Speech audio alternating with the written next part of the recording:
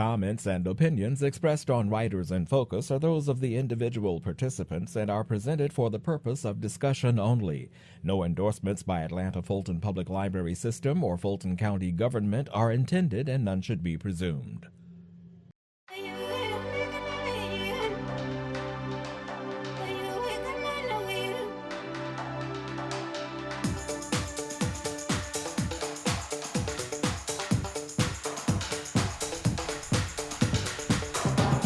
Hi, welcome to Writers in Focus. I'm your host, James Taylor, and today we have a treat. I am honored to have as my guest Miss Genna Sapia-Ruffin. May I call you Genna? Please. Welcome to the Atlanta Fulton Public Library. You're no stranger to Atlanta.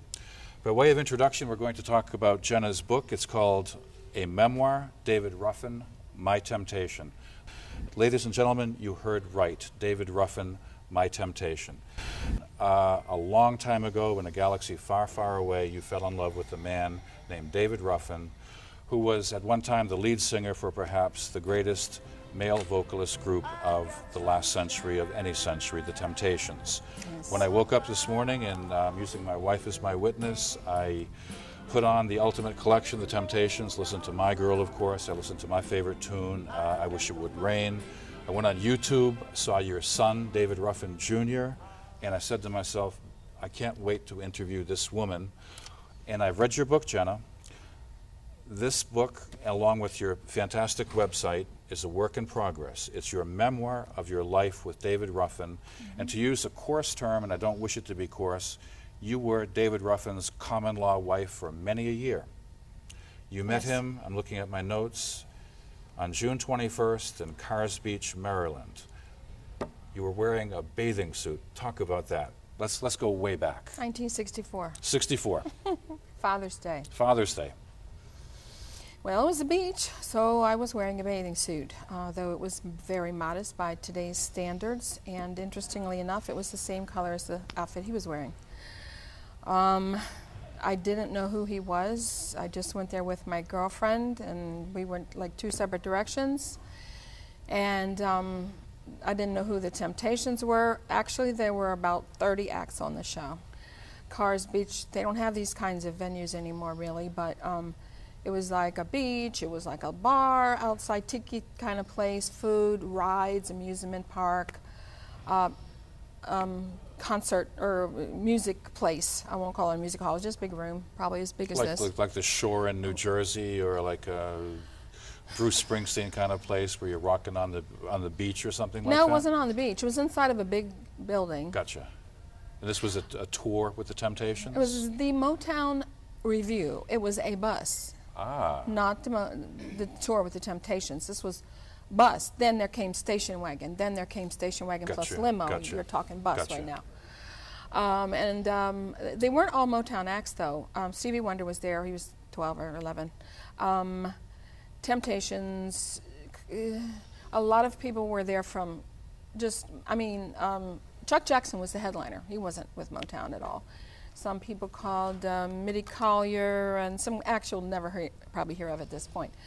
The Temptations were just coming out, really. They'd been working in their field and trying to make good as the Primes prior to that, and the two other separate groups that they were before they merged into the Primes. But David had just joined the group less than 6 months prior to that. The Way You Do the Things You Do was out, and that was his first time with them. Wasn't he playing it repeatedly, if I recall from the book? Yeah, but I want to say about that particular song, though, I find it interesting and endearing. You don't hear him lead at all. He's not leading, of course. You could barely hear him in the background because he's still very shy at that time, strangely enough, unbelievably. But I can hear him in the background. I hear his voice every time he sings. But, yeah, so then, he saw me. I was sitting in the crowd up on top of some guy's shoulders because I couldn't see, so he saw me from the stage, and I didn't see him. I didn't know who they were, didn't care. And I guess, and he told me this later, that he told Eddie Kendrick, I'm going to marry her. So the owner of the venue also saw me, and he knew me. I knew him from Baltimore, which is where I was living at the time, and didn't know he owned the place, and he called me backstage, so I watched the rest of the show from backstage. And while Chuck Jackson was on throwing his clothes up in the air and women screaming and falling all over each other, somebody was buzzing in my ear, and I don't know what somebody was saying, but I was like irritated because I was trying to watch Chuck Jackson. And after it was over, he was still standing there, and that was David. And he was blah, blah, blah in my ear. And I had to laugh at him because he was so persistent. He was still there. So I said, okay, what? So he was like, well, you, la, la, la, la, la, la. My name is David Ruffino. He used that name, that's right. Yes, yes. You'd probably just heard of Ruffino wine, but he was always kind of ahead of himself. And later in life, he told me, oh, well, I said, why'd you lie about your name? He's like, oh, well, that was I was going to change it. I was like, oh, okay. That was always his excuse. But I was going to. Genna, let me set you up for this. It's a remarkable memoir. We just talked about the time you first met David Ruff in 1964. Okay. You also went to his funeral in 1999. You knew him for almost 91. I'm sorry. You knew him for almost 30 years, off and on. Mm-hmm. And being a librarian, I did my research. I looked at a couple of Motown histories. I looked at the Otis Williams history of the Temptations. And your name is never mentioned. And I think, well, actually, in this version of your book, Memoir, David Ruffin, you thank Otis Williams, the founder and keeper of the flame for the Temptations, for not mentioning you because he inspired you to write this book. Yep. And if, ladies and gentlemen, I apologize for that tortured way to put it, but you've got a lot to say that has never been told about this man and the Temptations. Mm-hmm. Yeah, I love this book. Thank you. So how do you want to do this? Because there's a lot in this book. Let's talk about some of the research you did in uncovering David Ruffin's early life. I love this town, Wynot, Mississippi. Talk about his father, his mother, his upbringing. Well, it's also in the book, folks. Yeah.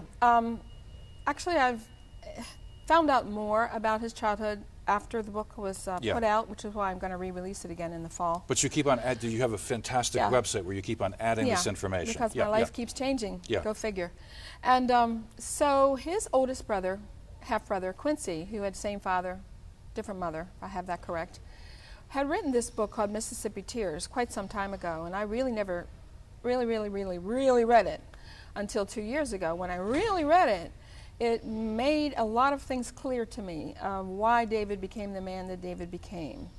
Because his childhood was extremely tortured, if I could even say that. And it was.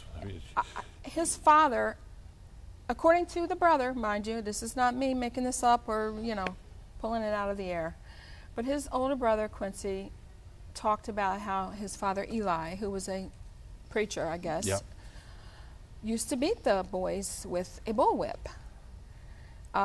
In which, boy, to me it gets very deep right here because, now we're talking sharecroppers and now we're talking slave masters, and I'm going, this gets very deep here, and who's to blame? Well, there's also an expression, too. David Ruffin was, by all standards, a country boy. Yeah. Yeah. He was proud of that. I actually had a phrase called Country Capricorns about him and Rod Stewart, who is another story. That's another story. But, so David became an abusive man and didn't have a father for a model of how to be a good father, a good husband, or a good man in general. Wasn't even really good to his mother. No. Talk about, is it Earline? Well, Earline was his Earline. His mother actually died about, I'd say, 10 months, according to what he told me, after his childbirth. And by quote-unquote complications. But that was Mississippi, and it was 1941, and she was black. I mean, complications probably where there was no doctor around for like 100 miles. So anyway, she died, and his father, Eli, married Earline, who was a school teacher. And Earline raised him. She raised him as her own. In fact, if I can say this on camera, sorry guys, he was her favorite. That's okay. It's okay.